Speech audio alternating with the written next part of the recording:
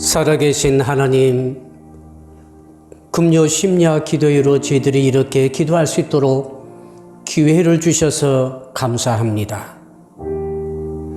너는 내게 부르짖으라. 내가 너에게 응답하겠고 네가 알지 못하는 크고 은밀한 일을 너에게 보여주리라. 말씀하신 하나님 아버지시여, 이 시간 성령께서 우리의 삶을 주장하실 뿐만 아니라 이 시간 임재해 주시고 주장해 주셔서 말씀을 허락하시며 힘을 허락하시고 용기와 결단과 지혜를 우리에게 부어주심으로 세상을 이기고 죄악을 이기고 나 자신의 자아를 극복하는 자들이 되게 하여 주시옵소서. 이 시간에도 각각 처소에서 말씀을 사모하며 주 앞에 부르짖어 기도하기 원하는 주의 백성들을 기억하시고 일일이 성령께서 임재해 주시고 말씀해 주시며 안수해 주시고 치료해 주시고 회복시켜 주시옵소서. 이 심야기도의 시종을 주의 손에 의지하옵고 감사할 때에 예수 그리스도 이름으로 기도합니다. 아멘. 찬송가 546장으로 하나님께 영광을 돌립시다.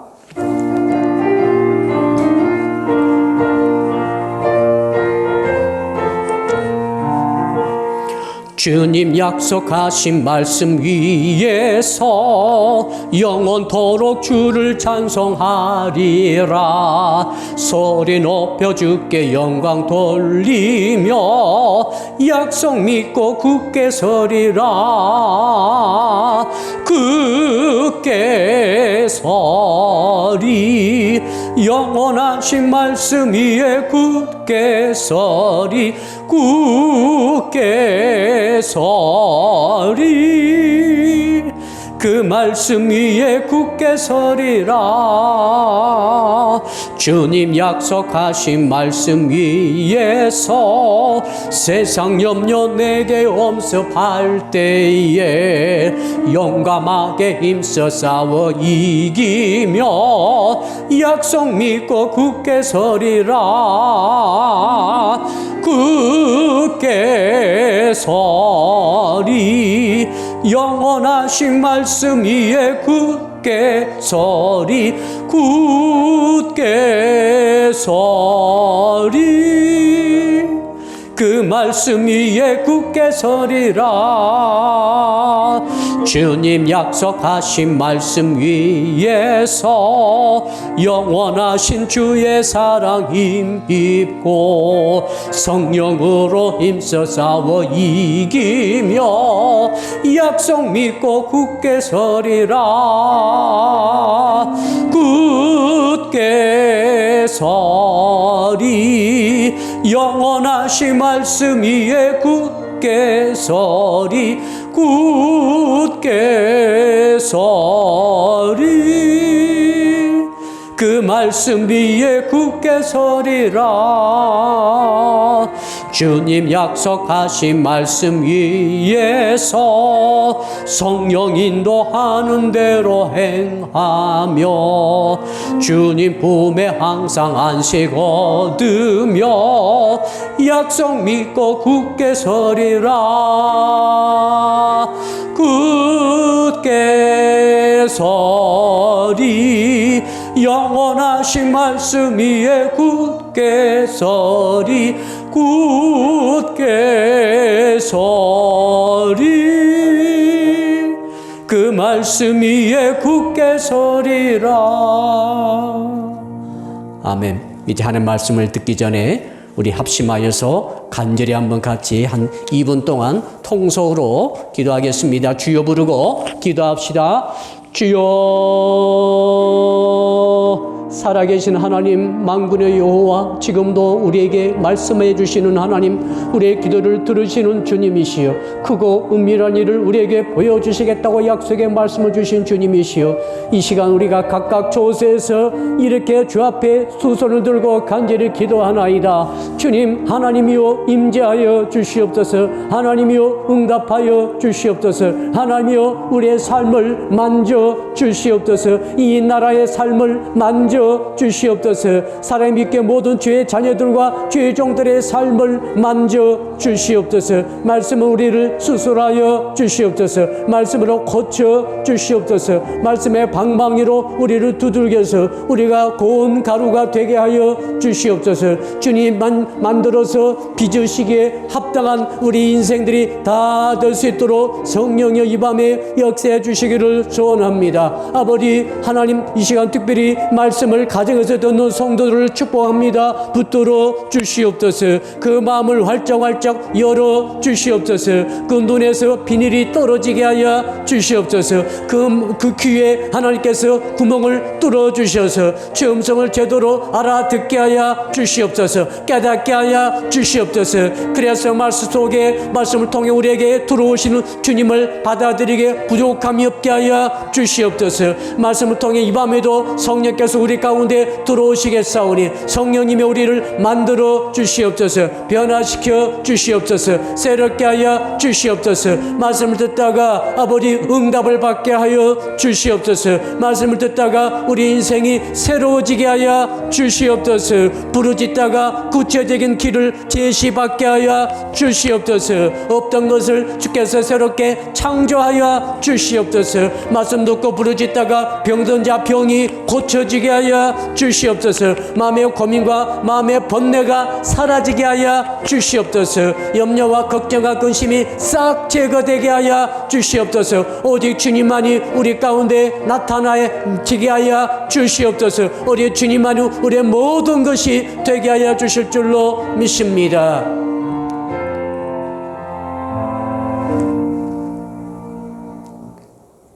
감사드리며 예수 그리스도 이름으로 기도드리옵나이다. 아멘.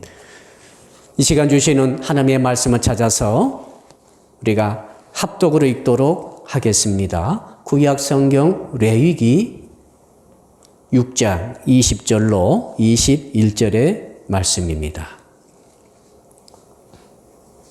구약 성경 레위기 6장은 구약 성경 153쪽에 있습니다.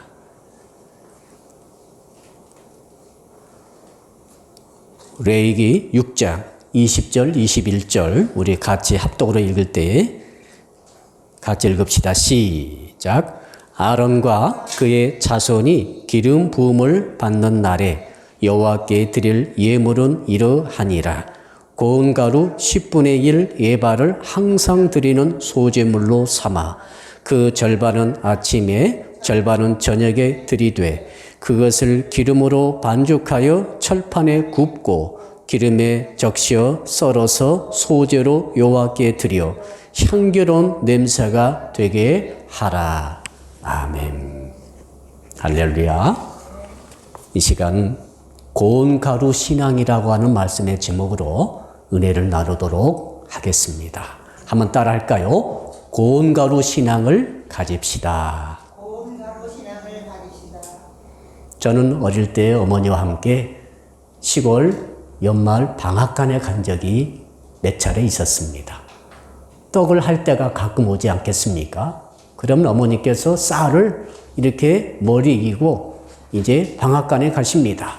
그 방앗간에 가셔가지고 그 쌀을 말이죠.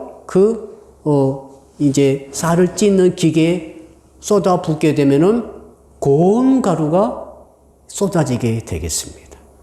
그 아주 잘게 부서진 하얀 고운 가루, 쌀가루죠. 그 가루를 이제 다시 이고, 머리 이고 집으로 돌아오신 다음에 시루에다가 그 고운 가루를 깔고 그 위에는 팥을 깔고 또다시 고운 가루를 깔고 층층이 이렇게 쭉 쌓습니다.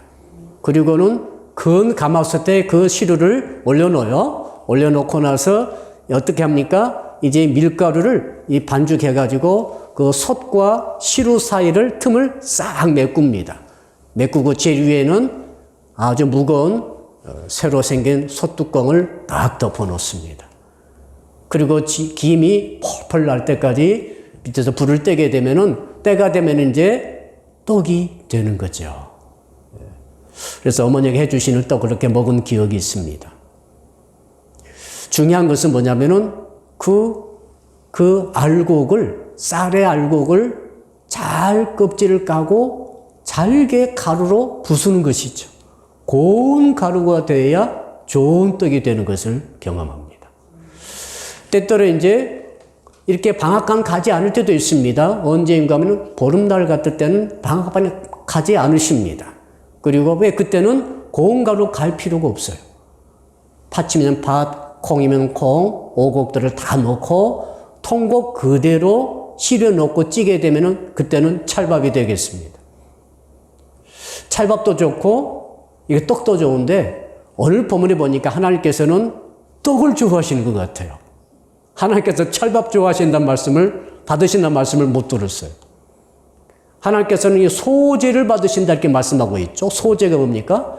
곡물로 드리는 제사인데 소제할 때는 이 곡물을 고운 가루로 아주 미세하게 갈아가지고 그걸 반죽해가지고 어쩔 때는 이렇게 철에 뜨거운 철에 붙여서 그걸 드리기도 하고 어쨌든 물속에 넣어서 삶아서 드리기도 하고 어쨌든 그 생가루를 드리기도 하고 어쩔 때는 화덕에 넣어가지고 마치 피자 굽듯이 말이죠.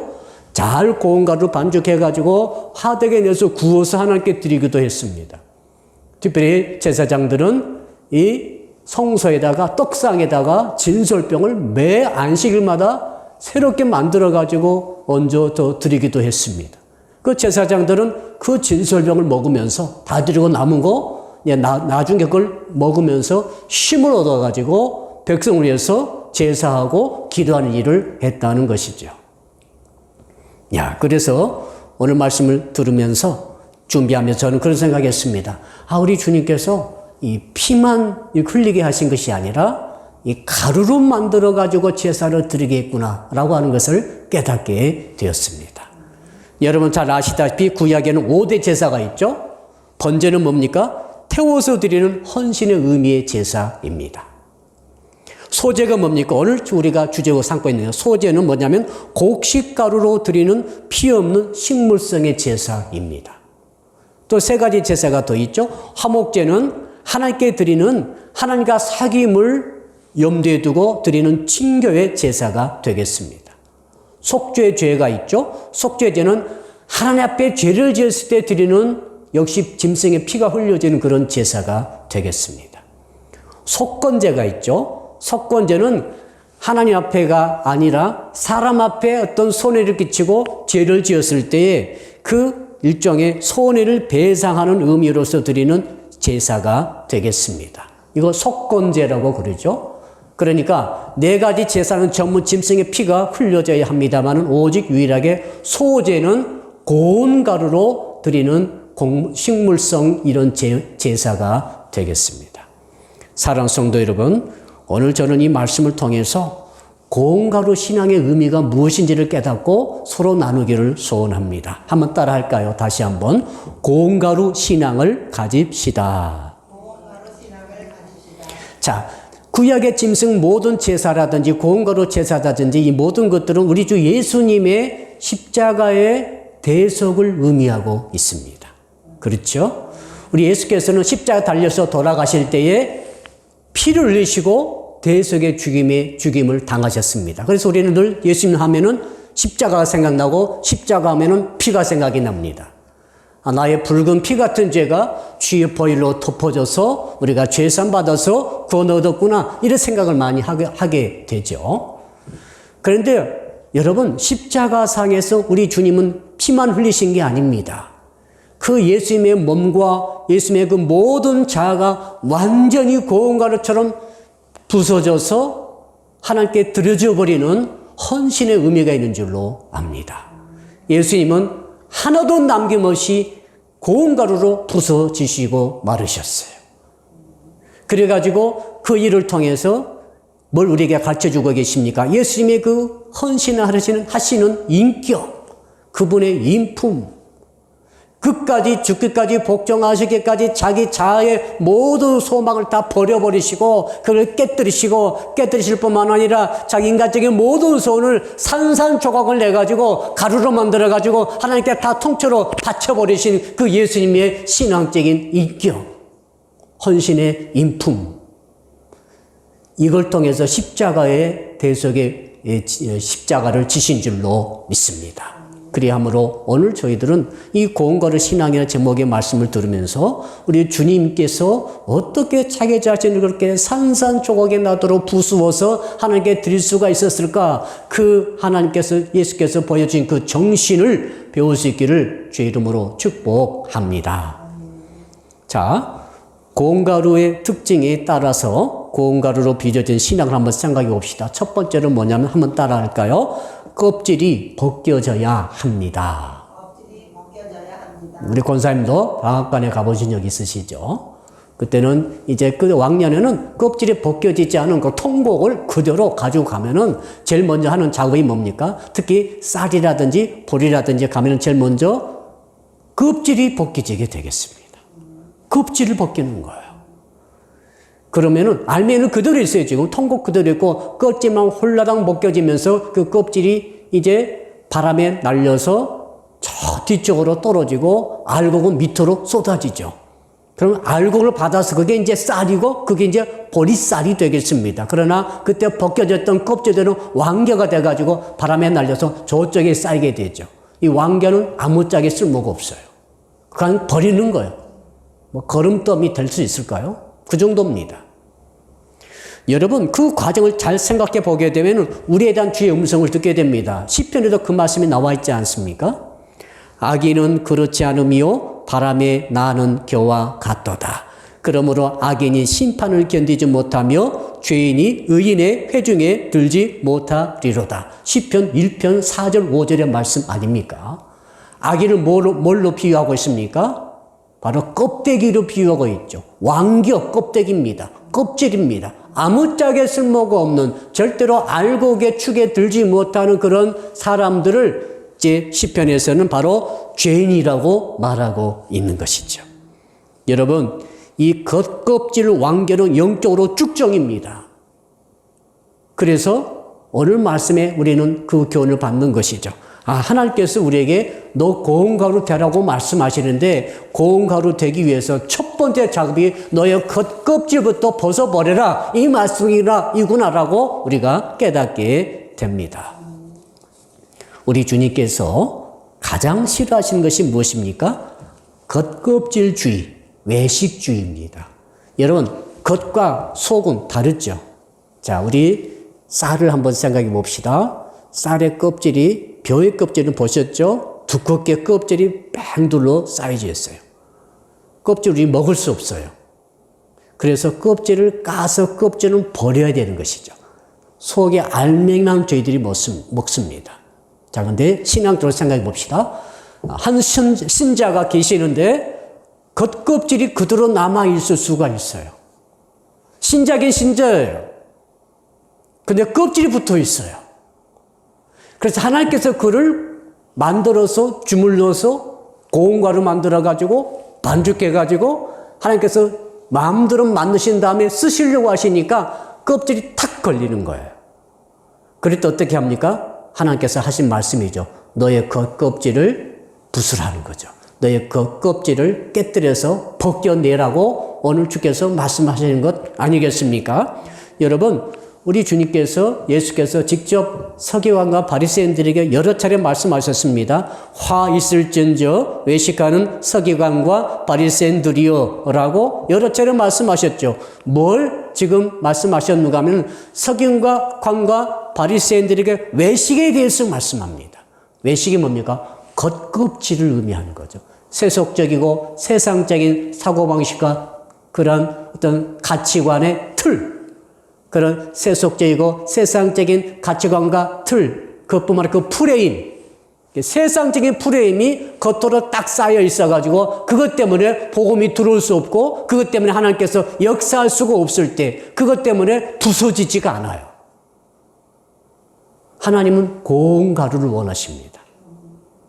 그러나 겉껍질이 세상 프레임이 단단히 딱 잡히는 사람들은 아무리 예수를 구주로 믿었다 할지라도 이 겉껍질이 깨지지 않게 됨으로 말미암아 하나님께서 그를 쓰실 수가 없으시다는 사실이죠. 우리 한국 사람에게도 외식주의가 상당히 있습니다. 그렇죠? 옛날 6.25 문화, 한 500년 6.25 문화를 지내다 보니까 정말 겉으로 이렇게 정 폼을 잡고 외식하고 체면을 세우고 채통이 중요하고 채통 때문에 사람 죽어도 할 수 없다는 식으로 가는 이런 일들이 여러 차례 있었죠. 그게 아마 기록에 많이 남아 있습니다. 양반 문화도 있고 말이죠. 그러나 여러분, 이것이 예수 믿는 성도들에게 들어와서 지금까지 남아있으면 안 될 줄로 믿습니다. 우리에게 진짜 중요한 것은 알맹이죠. 껍질이 아니에요. 이 세속적이고 세상적인 가치관의 틀이, 그 프레임이 아직도 성도 여러분들에게 딱 잡고 있으면 안 되겠죠. 자, 성경에 보니까 이 겉껍질을 깨뜨리시는 하나님의 작용이 두 차례 있었습니다. 구약 성경에서는 아브라함입니다. 또한 모세죠. 아브라함에게 어떤 틀이 있었는가 하면 그가 어디서 살았습니까? 갈대아 우르에서 살았죠. 그래서 본토와 친척과 아버지 집과 함께 갈대아 우르에서 살면서 이 아브라함에게는 자기도 모르는 사이에 75년 동안 계속 굳어져 왔던 이 프레임이 틀이 있었습니다. 그게 뭡니까? 갈대아 문화라고 하는 틀이 딱 잡혀 있었어요. 뭘 보더라도 갈대아 문화 시각으로 봅니다. 어떤 일을 향하더라도 어떤 선택을 하더라도 갈대아 우르의 그 기준으로 선택하고 그 일을 추구하고 있는 그런 삶이었어요.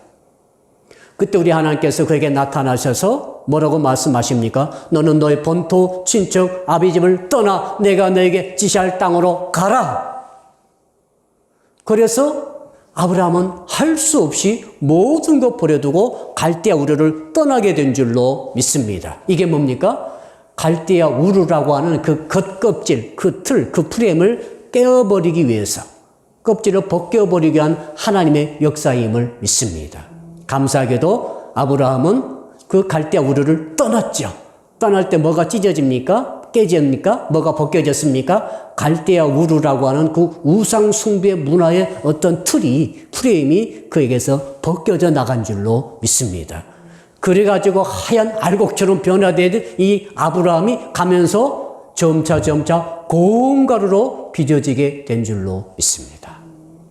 모세 또한 어떻습니까? 모세가 어릴 적에 바로의 공주의 아들로 입양되어서 바로의 궁에 들어가서 그 궁중 교육을 받습니다. 몇 년간 40년 그곳에 지내지 않습니까? 그러므로 이 모세는 말이죠. 아주 어릴 적에 뵀던 나에게 젖을 먹여줬던 그 친모, 히브리인 친모의 그 영향 받았다 하지만은 그러나 그 남은 모든 성장 과정의 교육은 사상은 전부 다 이 바로가 갖고 있는 애굽의 사상이에요. 애굽의 단단한 껍질이 그 프레임이 바로 모세를 확 사로잡고 있었다는 사실이죠. 그래서 하나님께서 어떻게 합니까? 강제적으로 어떤 살인사건이 발생됨으로 말미암아 미량 강요로 모세를 쫓아내버리신 줄로 압니다. 아, 그렇구나. 이렇게 우리는 깨닫게 되는 거죠. 그곳에서 모세는 무려 40년 광야 생활을 하면서 아무도 만나지 못하는 가운데 어떤 일이 일어납니까? 그 애굽에 있었던 모든 교육받았던 틀, 사상의 틀, 그들 모든 문화의 틀, 우상 숭배적인 모든 틀들이 깨어지고 벗겨지는 작용이 한 줄로 믿습니다. 아, 그래서 모세는 그곳에 갔구나 깨닫는 거죠. 여러분 신약 성경에 들어와서는 사도 바울의 예를 들 수가 있어요. 사도 바울은 말이죠. 바리새파였죠. 율법주의자입니다. 성격이 완광자예요. 고집이 센 자입니다. 한번 한다면 끝까지 하는 자입니다. 자기가 갖고 있는 이 율법주의의 사상이 최고라고 믿고 그의 모든 것들은 다 상대시켜버리는 그런 자입니다. 그에게는 율법주의라고 하는 틀이 너무너무 견고하게 강건하게 지금 틀이 짜여져 있었어요. 사울이라는 사람의 껍질이었지요. 그 겉껍질을 벗기지 않고는 사울을 하나님께서 쓰실 수가 없으십니다. 그래서 어떻게 합니까? 다메섹 도상에서 부활의 주께서 직접 나타나셔가지고 이 사울을 마루에서 거꾸러지게 하시면서 그의 눈을 멀게 하신 줄로 믿습니다. 그의 껍질을 벗기는 과정이었어요. 사울은 눈이 멀어서 더듬거리다가 드디어 다메섹 안에 들어가서 아나니아라는 제자를 통해서 눈을 고침받으면서 그의 그동안에 믿었던 모든 그 경고했던 율법주의라고 하는 이 바리새파의 그 겉껍질, 그 프레임을 드디어 벗겨내버린 줄로 믿습니다. 그 결과 그때부터 흰 알곡이 드러난 바울은 사도가 되어서 점차 그가 완전히 고음가루로 빚어지는 가운데 하나님께 쓰임받는 이방의 사도로 쓰임받는 그릇이 된 줄로 믿습니다. 한번 따라할까요? 오늘 나의 겉껍질이 벗겨지게 해 주시옵소서. 오늘 나의 겉껍질이 벗겨지게 해 주시옵소서. 오늘 이 시간 우리가 기도할 터인데, 좀 이따 기도할 터인데 이 은혜가 있기를 주 이름으로 축복합니다. 두 번째로 한번 따라할까요? 이번에는 속이 깨어져야 합니다. 이번에는 속이 깨어져야 합니다. 자, 우리가 방앗간에 가서 방아를 찧을 때 보니까 첫째는 겉껍질이 깨어지고 겉껍질이 벗겨진 그 알곡 가지고는 떡을 만들 수 없어요. 그렇죠? 그 다음 단계가 뭡니까? 그 알곡을 부수는 과정이 꼭 필요합니다. 아주 부숴서 정말로 고운 가루로 만드는 다음에 드디어 그것이 반죽할 수 있는 상태가 되면은 끝나는 것이죠. 이 과정을 영적으로 제가 생각을 해보았습니다. 자, 알맹이가 잘게 부서지는 그 과정이 너무너무 중요합니다. 왜 그런가 하면 잘게 부서질수록 좋은 떡이 만들어져요. 잘게 부서지는 과정이 좀 가운데 멈춘다든지 미완성이라든지 30%는 부서졌는데 70%가 안 부서졌다든지 하면은 그것은 제대로 된 떡을 만들 수가 없습니다. 가장 고운 가루로 부서져 버릴 정도가 되어버릴 때 드디어 그걸 가져다가 이제 뭘 만듭니까? 떡을 만들게 되는 거죠. 셰프들, 빵 셰프들이 하는 작업 보게 되니까 빵 셰프들이 뭘 제일 중요시 합니까? 반죽을 제일 중요시 하는 것 같아요. 새벽에 출근하자마자 제일 먼저 고운 가루를 가져다가 그걸로 물을 넣고 필요하면 기름을 넣고 반죽을 하는 거죠. 반죽이 잘 되게 되면 그날 빵이 잘 나옵니다. 반죽이 잘 안 되면 빵이 잘 안 나오는 것입니다. 반죽의 가장 중요한 것은 얼마나 고운 가루로 갈아졌는가 이것이죠. 여러분, 이 고운 가루는 형태를 알아볼 수가 없어요. 쌀을 갈아버리면 쌀 가루가 되면 이것이 쌀이었는지를 모릅니다. 원래 통곡의 모습이 하나도 남아있지 않아요. 자, 보리를 가져다가 고운 가루로 갈아버리는 보리가루가 되죠. 보리가루 속에서 보리 모습을 찾을 수가 없어요. 자, 성도 여러분들이 세상적인 겉껍질을 다 벗겨버리고 알곡이 된 하나님께서 그것을 또 고운 가루로 갈아버리십니다. 갈아버리게 되면 나타나는 현상이 뭡니까? 나의 원래의 자아의 모습이 사라져버려요. 원래 우리 권사의 모습이 있었을 것 아닙니까? 예수 믿기 전에 있으셨죠? 그런데 예수 믿고 보니까 그때 원래 나의 자아의 모습이 많이 지금 사라져버리고 없어요. 찾을 수가 없어요. 고운 가루가 되신 것이죠. 근데 어떤 성도는 아직도 남아있어요. 덜 갈아진 거죠. 여기에 우리 주님의 메시지가 있습니다. 사랑하는 성도 여러분, 부서지지 않는 속 알갱이가 뭡니까? 이걸 영적으로는 교만으로 볼 수 있습니다. 한번 따라할까요? 교만의 알갱이가 있으면 안 됩니다. 교만의 알갱이가 있으면 안 됩니다. 자, 겉으로 볼 때는 예수 믿어요. 신자예요. 집사예요. 권사예요. 성도님이십니다. 예배도 드리고 기도도 하고 봉사도 하고 헌금도 드립니다. 그런데 속에 들어가 보니까 아직도 교만의 알갱이가 남아있는 경우가 있다는 것이죠. 우리 하나님께서 쓰시기에 가장 불편한 사람 중에 한 사람이 바로 이러한 교만한 사람입니다. 겉으로는 성도이기 때문에 하나님께서 쓰시려고 딱 가져다가 딱 손을 넣어봤더니 알갱이가 남아있는 거예요. 그러면 반죽할 수 있습니까? 없습니까? 반죽할 수가 없어요. 다시 더 고운 가루로 만들으라고 퇴짜시키죠. 그런데 그런 성도가 혹시 있다고 한다면은 다시 고운 가루로 만들어지는 이 하나님의 그 돌리시는 맷돌에 들어가가지고 갈아줘야 돼요. 쉽지 않죠. 완전히 고운 가루가 돼가지고 자기 속에 이 교만의 알갱이들이 산산조각이 나게 다 부서지고 없어지고 이제 형체도 없이 사라져버릴 때 바람을 불게 되면 훅 날아가 버립니다. 만지면은 이게 만진 것인지 안 만진 것인지 모를 정도로 부드럽습니다. 이게 이제 고운 가루 상태이죠. 그러면 드디어 하나님께서 그것을 성령 기름 부어가지고 반죽을 하셔서 하나님께서 만드시고자 하시는 그 작품, 그 어떤 모습을 빚으시는 줄로 믿습니다. 저는 오늘 밤에 오늘 기도할 때 성도 여러분들이 또 저를 포함해서 이렇게 우리 속에 남아있는 속의 교만의 알갱이들이 산산조각이 나도록 다 잘게 부서지기를 주 이름으로 축복합니다.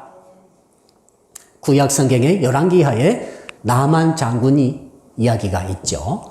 나만 장군이 아람의 대장군이죠. 군대 장관입니다. 그가 문두병에 걸렸어요.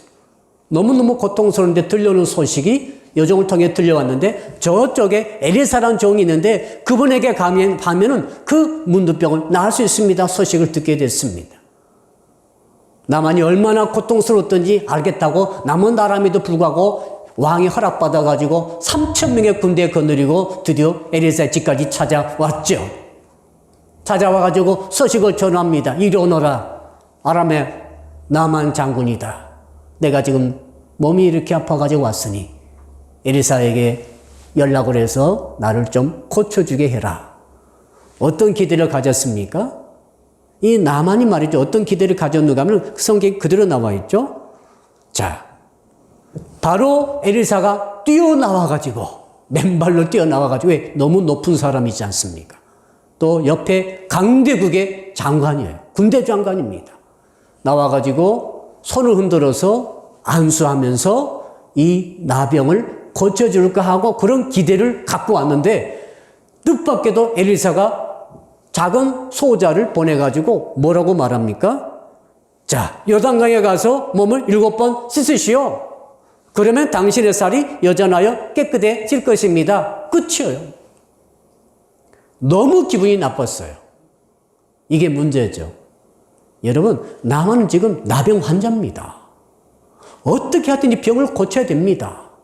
그리고 그 좋은 소식 들었지 않습니까? 좋은 소식. 자, 엘리사에 가게 되면은 하나님의 능력으로 병을 고칠 수 있다는 그 소식을 이미 들었습니다. 그래서 왔습니다. 껍질은 벗겨진 것 같아요. 근데 속에는 교만이 그대로 남아 있었던 상태인 것 같습니다. 어떻게 했습니까? 너무 기분이 나빠가지고 바로 일어나서 자기 나라로 돌아가려고 하니까 부하들이 말려가지고 울며 겨자 먹기 식으로 이제 요단강에 몸을 담그게 되죠. 사랑하는 성도 여러분, 나만의 자아 속에 남아있는 이 뭡니까? 교만의 알갱이가 깨지는 과정이 꼭 필요했기 때문에 하나님께서 무려 7번이나 요단강을 왔다 갔다 하라고 시킨 줄로 믿습니다. 한 번 들어갔다 나오고 장군이 옷을 벗고 모든 부하들이 다 지켜보는 가운데 두 번째 들어갔다 나오고 그것도 약수국가에 그 이름 없는 참 엘리사 같은 사람. 여러분, 근데 마지막 7번째까지 들어갔다 나왔다 하는 가운데 엘리사 이 나만 속에 있던 남아있던 교만의 알갱이가 산산조각이 나고 부서진 줄로 믿습니다. 그래서 결과적으로는 어린아이 피부같이 깨끗해졌어요. 사랑하는 성도 여러분, 우리 인류의 타락도 뭡니까? 알고 보면은 교만의 알갱이 때문에 생긴 타락이 아니겠습니까? 아담과 하와가 있었습니다. 그들 겉모습은 하나님의 아들과 하나님의 딸이 아니겠습니까? 하나님께서 만드신 첫사람 아닙니까? 얼마나 복이 됩니까? 얼마나 그것도 에덴 동산에서 얼마나 평화롭게 잘 살고 있었습니까? 겉모습은 멀쩡합니다. 그러니까 겉껍질은 다 벗겨진 거예요. 알고 갔습니다. 그런데 덜 부서진 알갱이가 남아 있었습니다. 그게 뭡니까? 교만 아니겠어요?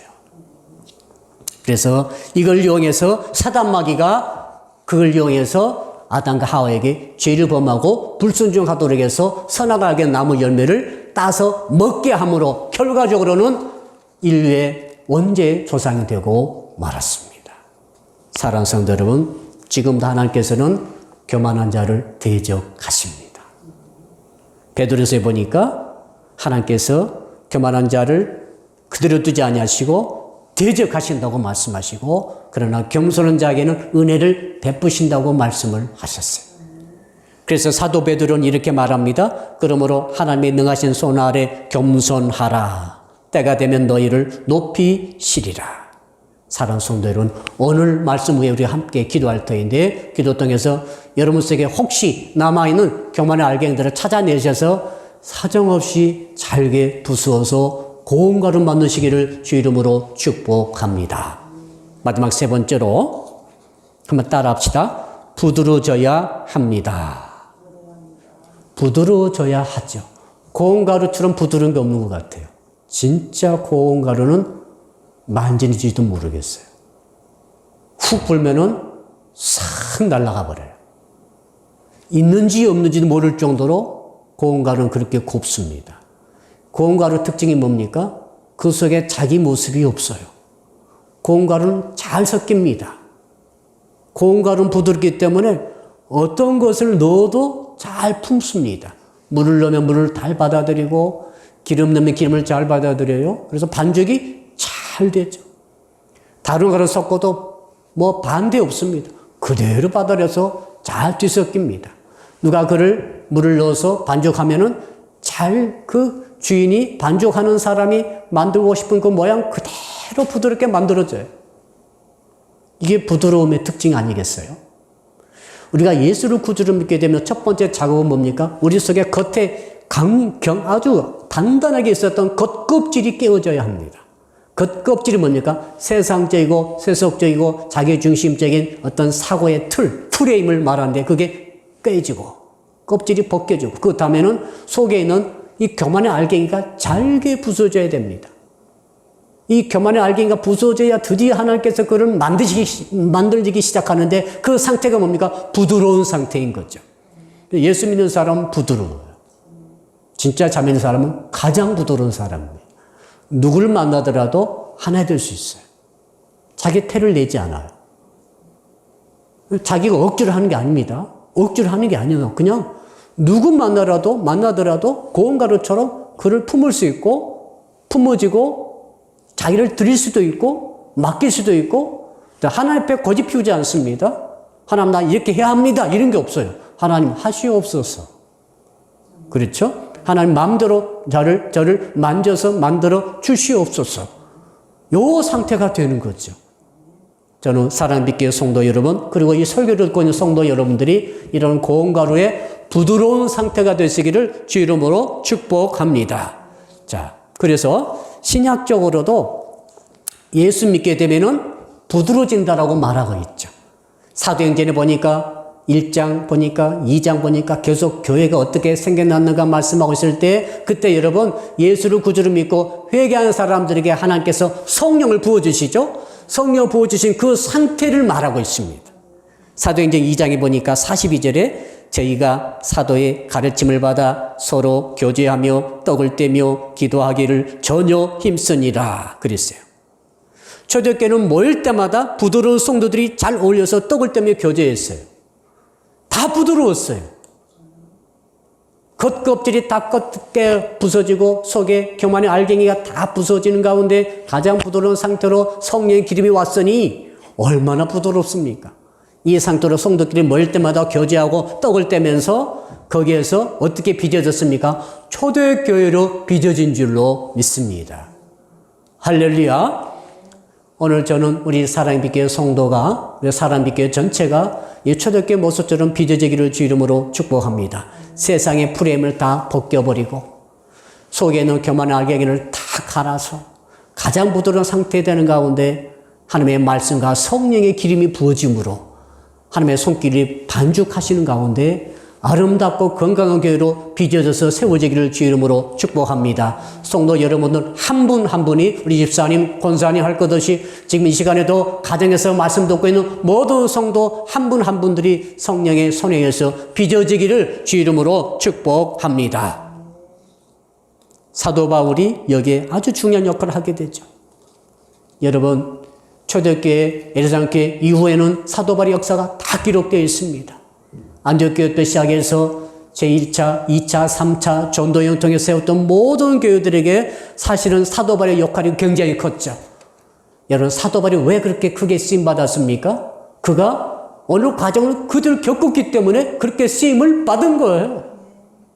율법주의 겉껍질 프레임을 다 벗겨서 내버리고 두 번째로 교만의 알갱이까지 완전히 부드럽게 만들어버리고 세 번째로 성령을 받고 그 가운데 하나님께서 그를 만져서 한 한 10년 가까이 아라비아 사막이 그를 계속 빚으시죠. 그래서 결국에는 어떻게 쓰임받습니까? 이방을 위해서 선택한 하나님의 그릇으로 크게 쓰임받은 줄로 믿습니다. 그러기 때문에 사도 바울이 가는 곳곳마다 역사가 일어난 거죠. 사도 바울은 굉장히 강한 사람이에요. 굉장히 굳은 사람입니다. 굉장히 절대 양보하지 않는 사람이에요. 자기가 한다면 끝까지 하는 사람입니다. 스데반 집사도 죽인 데 앞장섰지 않습니까? 이런 신념의 사람인데 이 사람이 완전히 갈아엎어져가지고 변화되어졌죠. 나중에 사도 바울이 이렇게 고백합니다. 나의 간절한 기도와 소망을 따라 아무 일에든지 부끄럽지 아니하고 오직 전과 같이 이제도 온전히 담대하여 살든지 죽든지 내 몸에서 그리스도가 존귀히 되게 하려 하나니 이는 내게 사는 것이 그리스도니 죽는 것도 유익함이니라. 무슨 고백인가 하면 나는 죽어도 좋고 살아도 좋다는 거죠. 이렇게 부드러울 수 있습니까? 나는 살아야만 합니다 주장하고 있잖아요. 나는 절대 죽을 수 없습니다 주장하죠. 우리 사부하신 분들은 나는 절대 망할 수 없습니다. 나는 반드시 성공해야 됩니다. 우리 청년들, 청소년들, 수험생들 나는 반드시 합격해야 됩니다 라고 주장하죠. 우리 청년들 연애할 때 나는 저 사람하고 결혼해야 됩니다 주장하잖아요. 네. 우리 성도 가운데 그런 분도 계시죠. 나는 이것 반드시 이렇게 해야 합니다. 사랑하는 성도 여러분, 예수를 진짜 믿게 되면은, 성령 받게 되면은 이런 게 없어져 버려요. 신기합니다. 그래서 내가 부드러워져 버리기 때문에 나도 모르게 이런 모든 살아도 좋습니다. 죽어도 좋습니다. 성공해도 좋습니다. 실패해도 좋습니다. 심지어는 이 사람과 결혼해도 좋습니다. 안 해도 좋습니다. 이렇게 되는 거예요. 우리 청년들이 동의할지 모르겠습니다만은 왜 그렇게 됩니까? 부드러워져 버린 거죠, 내가. 완전히 고운 가루가 돼버린 거예요. 그때 하나님께서 말씀을 주시며 성령을 부으셔서 우리를 빚어 가시는 것이죠. 할렐루야. 이 땅에서 이 험악한 세대라 할지라도 이 땅에 정말 하나님께서 쓰시는 일꾼이 누굽니까? 쓰시는 그릇이 어떤 그릇입니까? 그릇을 빚어야 될 것 아닙니까? 그릇을 만드셔야 될 것 아닙니까? 만들려면 고운 가루로 만들어져야 될 것 아닙니까? 세상 틀을 벗어버리고 속에 알맹이를, 교만의 알맹이를 다 산산조각나게 부숴버린 다음에 성령의 기름을 부어주시면서 말씀으로 빚어가실 때에 그 그릇들이 세상에서 위대하게 쓰임받는 줄로 믿습니다. 이제 결론적인 적용을 해 보겠습니다. 사랑하는 성도 여러분, 오늘 밤에 우리는 우리 자신을 부수는 작업을 해야 합니다. 맷돌로 돌려줄 때 그 속에 끼어있는 알곡들이 얼마나 아팠을까요? 얼마나 고통스러웠을까요? 쉬운 게 아닙니다. 그것도 하나도 남김없이 잘게 가장 최고의 부드러운 정도로 갈아져 버릴 때 우리의 자아는 찾아볼 수도 없을 정도로 부서져 버려야 되겠습니다. 나의 것, 나의 목, 나의 주장, 나의 생각까지, 나의 의지, 나의 계획, 나의 인생. 사도 바울이 뭡니까? 내 인생은 없는 거예요.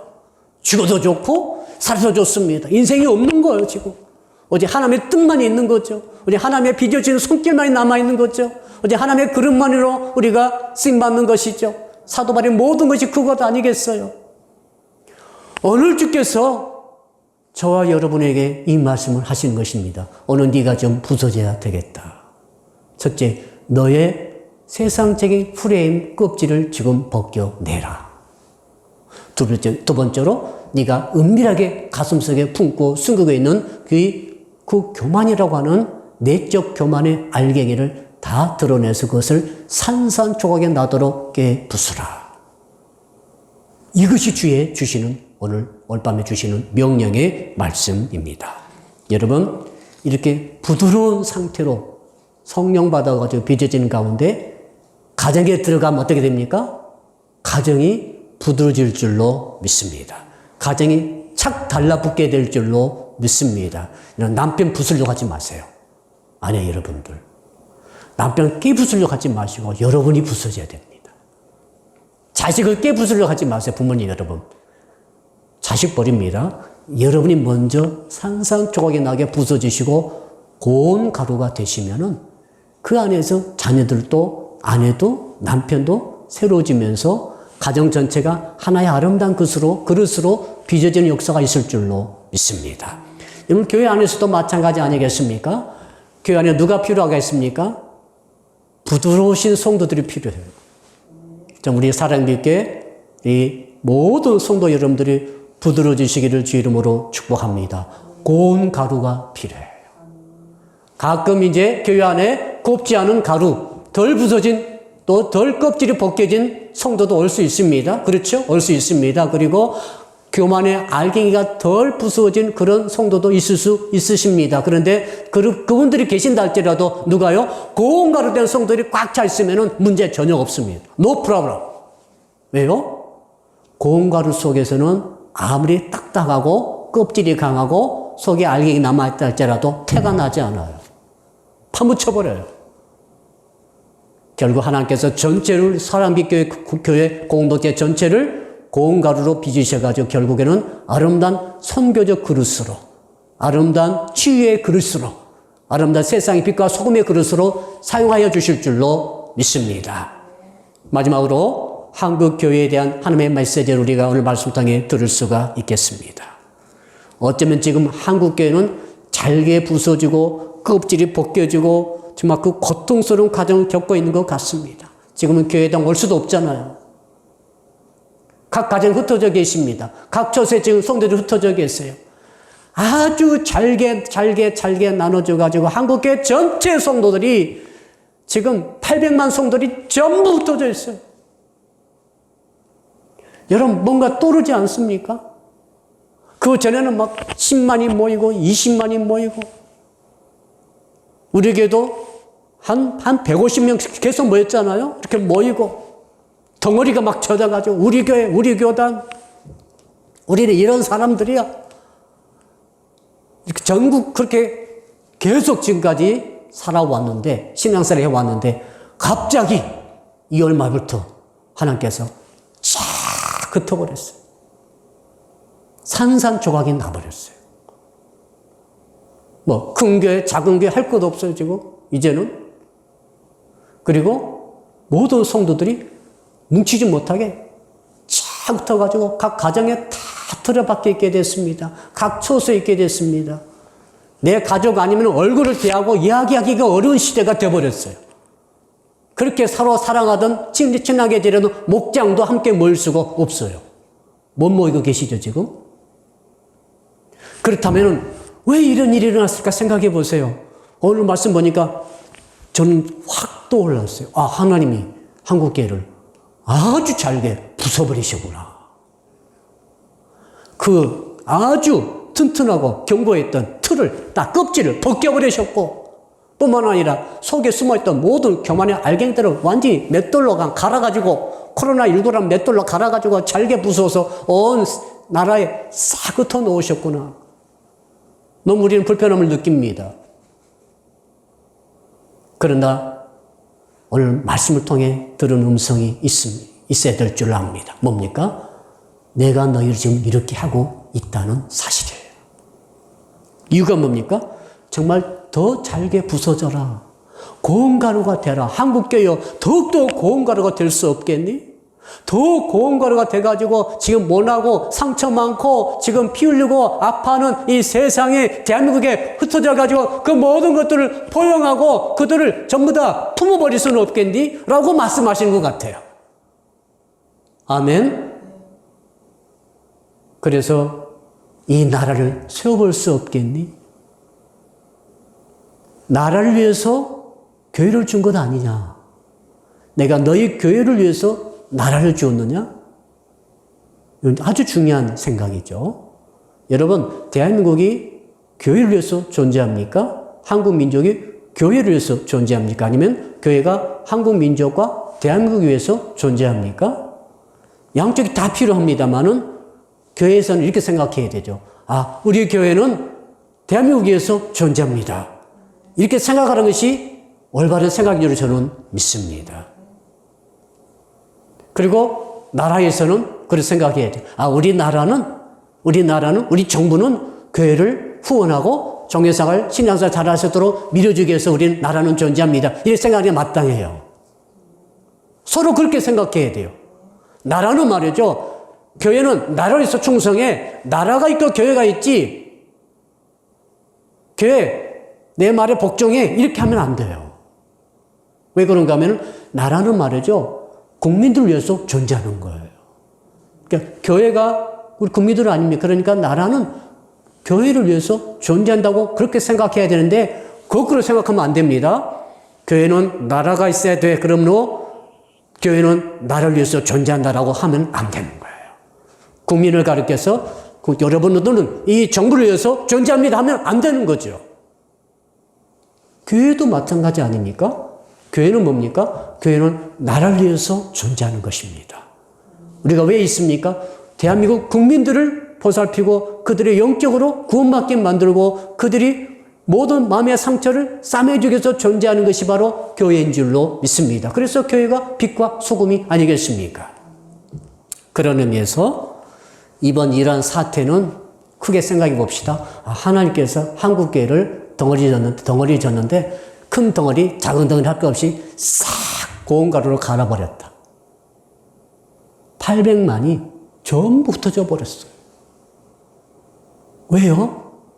너희들은 바로 고온가루 부드러운 존재라는 사실을 가르쳐 주시는 것인 줄로 믿습니다. 그래서 오늘 밤에 우리가 합심해서 기도할 때 이 말씀 붙들고 기도합시다. 여호와의 말씀이니라. 에레미야 23장 29절 말씀이 우리가 오늘 밤 붙들고 기도할 말씀입니다. 내 말이 불같지 아니하냐? 바위를 쪄서 부서뜨리는 방망이 같지 아니하냐? 이 말씀 붙들고 우리가 한번 주여 부르고 한번 기도할 때에 가장 먼저 이 말씀 붙들고 한 2분 동안 간절히 기도하겠습니다. 주여, 살아계신 아버지 하나님, 오늘 레위기 6장 20절 21절의 말씀을 통하여서 고운가루 신앙에 대해서 말씀을 들었나이다. 살아계신 아버지 하나님, 이 모습 이대로는 주님께서 쓰실 수가 없기 때문에 제들의 겉껍질을 벗겨주신다고 말씀을 하셨습니다. 주여, 아버지 하나님, 세상의 틀에, 세상의 가치의 사고방식에 그런 프레임에 갇혀서 그런 견고한 아주 완고한 세상적인 틀을 아직도 그 껍질을 갖고 있나이까? 세상적인 틀의 껍질을 벗겨 주시옵소서. 벗겨버리기를 원합니다. 벗어버리기를 원합니다. 세상적인 사고방식의 틀, 세상적인 가치의 틀을 이 시간 다 벗겨 주시옵소서. 하나님 아버지, 그리하여서 알곡이 드러나기 원합니다. 그런데 이렇게 예수를 구주로 믿고 교인이 되고 멤버십을 갖고 직분을 받아가지고 신앙생활을 함에도 불구하고 아직도 우리 모습 속에 감춰진 알갱이가 있는 것을 깨달았습니다. 속이 아직도 덜 부서지고 덜 갈아진 이 알갱이, 교만의 알갱이가 남아있사오니 주여, 오늘 밤에 오늘 말씀대로 내 말이 불같지 아니하냐? 내 말이 바위를 쪄서 부서뜨리는 방망이 같지 아니하냐? 이 말씀대로 우리의 속에 감춰진 이 교만의 알갱이를 산산조각나게 부숴 주시옵소서. 부숴버리기를 원합니다. 교만을 완전히 부숴버리기를 원합니다. 아버지, 그래서 그 아담과 하와가 실패했던 원인을 우리에게는 더 이상 반복하지 않도록 제거하기를 원하나이다. 성령님 도와주시옵소서. 우리를 부숴 주시옵소서.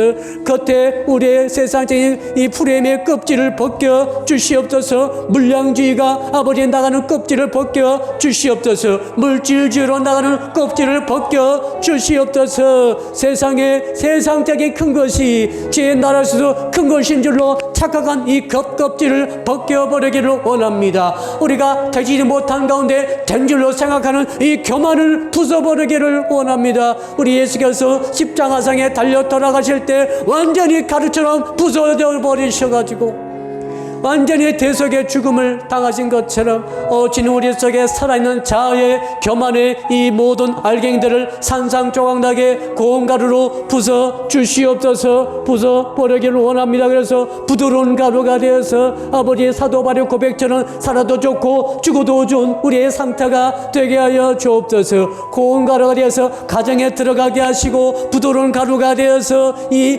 나라 속에 속속히 사회 속에 들어가게 하여 주셔서 주셔서 가정을 회복시키게 하시고 이 나라를 다시 한번 살리게 하여 주시고 우리 교회 공동체에 들어와서 교회를 살릴 수 있도록 우리 하나님 도우시고 인도하여 주시옵소서. 코로나19로 인해서 너무 심히 백성들이 온 세계 사람들이 고통 중에 부르짖고 있나이다. 우리의 부르짖음을 들어주시옵소서. 어찌하여서 800만 성도를 이렇게 흩어버리셨습니까? 800만 성도 5만 교회를 완전히 흩어버리시고 고온가루로 만드시는 하나님의 뜻과 하나님의 섭리를 깨닫게 하여 주시옵소서. 왜 우리를 모이지 못하게 하십니까? 왜 교회당에 오지 못하게 하시나이까? 왜 각 가정으로, 왜 각각 처소로 개개인적으로 흩어버리십니까? 흩어버리시는 하나님의 손길의 의미를 깨닫는 저희들이 되게 하여 주시옵소서. 아버지 하나, 그래서 우리 속에 남아있는 교만의 알갱이를 산산조각나게 이 시간 깨어서 부숴버리는 과정이 되게 하여 주시옵소서. 한국교회에 남아있는 틀을 벗겨버리게 하시고 한국교회 속에 숨어있는 교만을 다 벗어버리기를 원합니다.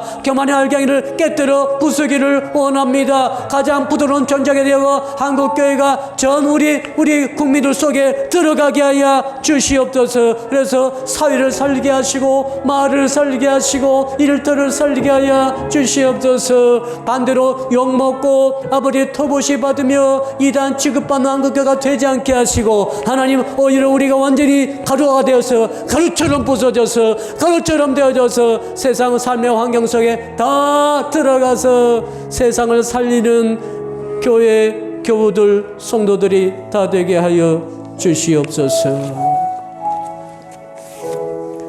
사랑의 주님, 두 번째로 기도합니다. 벌써 네 번째 주 이렇게 모이지 못하는 가운데 있사오니 어제 우리 성도를 위해서 이 시간에 간절히 기도합니다. 먼저 사랑빛교회 목장들을 위해서 이 시간 간절히 기도합니다.